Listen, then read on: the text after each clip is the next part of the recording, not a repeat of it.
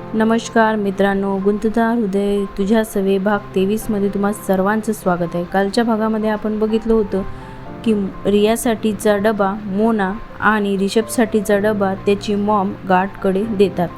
आता पुढे इकडे रिया मंदिरातून ऑफिसला जायला निघते. ती मंदिराच्या पायऱ्या उतरत असते तेव्हा एका बाईचा धक्का लागून सुधाताईच्या आरतीचं ताट पडणार. तोच रिया ते ताट पकडते. थँक्यू बेटा सुधाताई. थँक्यू काय काकू, बाप्पासाठीचं आरतीचं ताट मी असं कसं पडू देईल. रिया, बाप्पा तुला सर्व सुख देऊ. सुधाताई आनंदात बोलतात. थँक्यू काकू, चला मी निघते असं म्हणून रिया निघून जाते. पण सुधाताई ती गेली त्या दिशेला बघत असतात. काय झालं मालकीनबाई. माया, किती गोड मुलगी होती ना माया. सुधाताई, हो ना माया. रिया गाडी काढत असतेच की कोणीतरी व्यक्ती तिच्या जवळून जात त्याचा तिला धक्का लागते.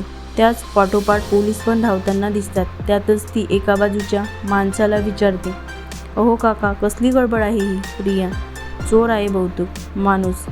मग ती तिथून ऑफिससाठी निघते. इकडे रिषभ त्याची आउटडोर मीटिंग आटपून ऑफिसला यायला निघतो. त्याच वेळी त्याचा फोन वाजतो. अननोन नंबर असतो.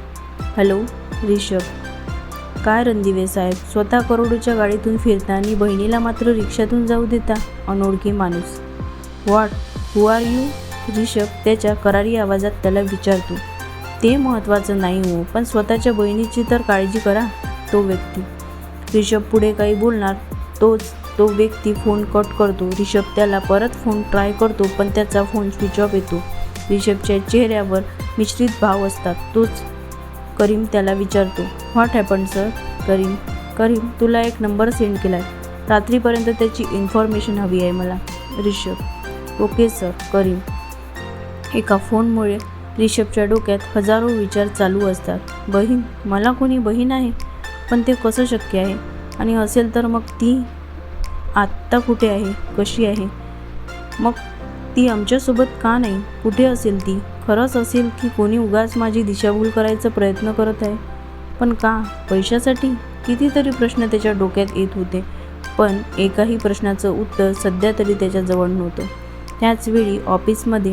Excuse me miss Riya. Mini. बोला ना मिनी मॅम, काही काम होतं का. रिया प्रेमाने बोलते. अगं ते एका जुन्या डिझाईनची फाईल आहे, ती मला हवी आहे. ती त्या रूममध्ये असेल, तू आणून देशील का please. Mini.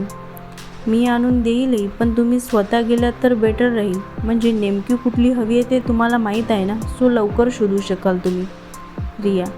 You are right dear, but मी आज शॉर्ट घातलं आहे ना, सो वर चढता येणार नाही गं.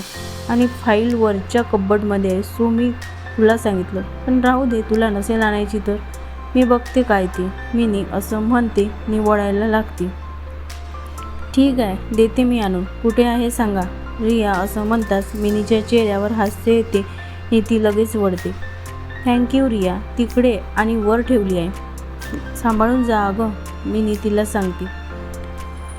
खूप उडत होतीस ना, एक डील काय मिळवलीस. स्वतःला जास्तच ग्रेट समजू लागलीस तू. आता बघ कसा ओढा बसणार सरचा तुला, जेव्हा ऑफिस टाईममध्ये तू तुझ्या डेस्कवर नाही दिसणार. मिनी मनातच बोलत होती आणि हसत होती.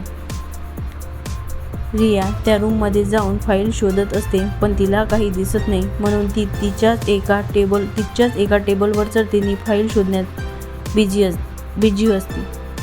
आजच्या भागात इथेच थांबूया. भेटूया पुढच्या भागात. तोपर्यंत bye, take care. See in the next part.